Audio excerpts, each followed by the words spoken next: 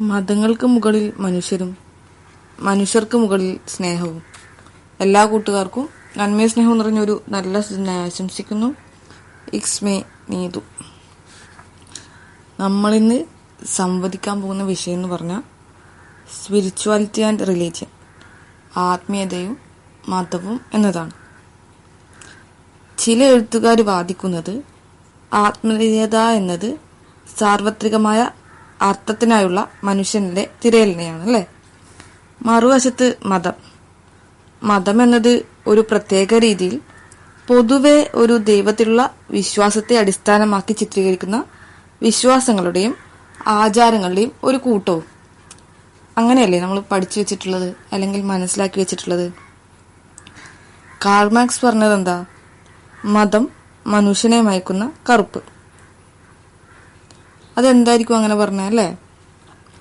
ഒരു കുഞ്ഞ് ജനിച്ചു വീഴുന്ന നിമിഷം തന്നെ ആ കുഞ്ഞിന്റെ മതവും നിശ്ചയിക്കപ്പെട്ടിട്ടുണ്ടാവും.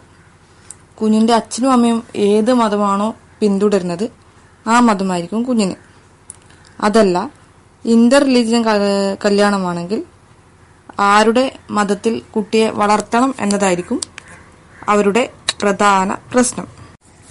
മതമില്ലാത്ത ജീവൻ എന്നൊരു പാഠഭാഗം പണ്ട് UP ക്ലാസ്സിൽ പഠിച്ചതിപ്പോൾ ഓർമ്മ വന്നു. ജീവനെ സ്കൂളിൽ ചേർക്കാൻ കൊണ്ടുപോയതാണ് അച്ഛനും അമ്മയും. അഡ്മിഷൻ ഫോറത്തിൽ മതം എന്നൊരു കോളം ഉണ്ടായിരുന്നു. ആ ഭാഗം മാത്രം അച്ഛൻ പൂരിപ്പിച്ചിട്ടില്ല.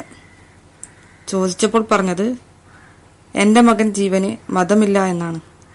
ആ സമയത്ത് വളരെ ചർച്ച ചെയ്യപ്പെട്ട ഒരു പാഠഭാഗമായിരുന്നു അത്. മതത്തിന്റെ വക്താക്കൾ മനുഷ്യരാണ്, മതമുണ്ടാക്കിയതും മനുഷ്യർ തന്നെ. എന്നാൽ ആത്മീയത എന്ന് പറഞ്ഞാൽ ആത്മാവുമായി ബന്ധപ്പെട്ടതാണ്, അല്ലെങ്കിൽ ആത്മാവുമായി വാദിക്കുന്നതാണ്. മതമുള്ള ഒരു മനുഷ്യന് ആത്മീയത ഉണ്ടാവണമെന്നില്ല. മതമെന്നത് ഒരാളുടെ മനസ്സിലെ നിനവ് വറ്റിക്കുന്നതാണെങ്കിൽ ആ മതം ആ വ്യക്തിക്ക് യാതൊരു ജീവനും പകരുന്നില്ല. ഗാന്ധിജിയും അദ്ദേഹത്തിന്റെ ഘാതകനും ഒരേ മതത്തിൽ വിശ്വസിച്ചിരുന്നവരായിരുന്നു. വ്യത്യാസമുണ്ടായിരുന്നത് രണ്ടാളുടെയും ആത്മീയ തലങ്ങളിലായിരുന്നു.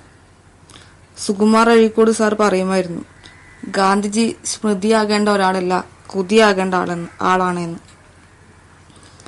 ആത്മീയത എന്നത് ദൈവത്തെ അന്വേഷിക്കൽ മാത്രമല്ല, നമ്മുടെ ഉള്ളിലെ നമ്മളെ തന്നെ അന്വേഷിക്കൽ കൂടിയാണ്. 40 ദിവസം വ്രതമെടുത്ത് 18ാം പടി കയറുമ്പോൾ ഒരു വാക്ക് അവിടെ എഴുതി വെച്ചത് കാണാം. സാൻസ്ക്രിറ്റ് വാക്കായിട്ടുള്ള തത്വമസി. അത് നീയാകുന്നു എന്നാണ് ആ വാക്കിന്റെ അർത്ഥം. ആത്മീയത എന്നാൽ ആ വാക്കിന്റെ സാക്ഷാത്കാരം കൂടിയാണ്. ഭൗതികമായ എല്ലാത്തിൽ നിന്നും മുക്തി നേടാൻ കഴിയുക എന്നതും ആത്മീയതയുടെ ഭാഗം തന്നെ. പണം, പ്രശസ്തി, ആർഭാടം, ആടയാഭരണം, അങ്ങനെ.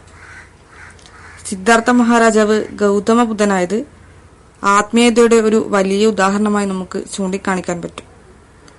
ആത്മീയതയുടെ പരിശീലനങ്ങളിൽ ഏറ്റവും പ്രധാനപ്പെട്ട 2 കാര്യങ്ങളാണ് ധ്യാനവും യോഗയും. പ്രാർത്ഥിക്കുമ്പോൾ നാം കണ്ണടക്കുന്നത് എന്തിനാണ്? നമുക്ക് ചുറ്റുമുള്ള ഭൗതിക ലോകത്തിൽ നിന്ന് നാം അകന്നു നിൽക്കാൻ വേണ്ടിയാണ്. ഏകാഗ്രത കിട്ടാൻ കൂടി വേണ്ടിയാണ് നാം കണ്ണടക്കുന്നത് അല്ലേ? നമ്മൾ പ്രാർത്ഥിക്കുമ്പോൾ എന്തിനാണ് കൈകൂപ്പുന്നത്? അതിനും ഒരർത്ഥമുണ്ട്. ഒരു കൈ നമ്മുടേതും മറുകൈ ദൈവത്തിൻ്റെതും. ഞാൻ പാതി ദൈവം പാതി എന്ന സങ്കല്പമാണ് അവിടെ. എല്ലാവർക്കും ഭൗതിക തലങ്ങളിൽ നകന്ന് യഥാർത്ഥത്തിലുള്ള ദൈവത്തെ കണ്ടെത്താൻ കഴിയട്ടെ എന്ന് ആശംസിക്കുന്നു. Thank you.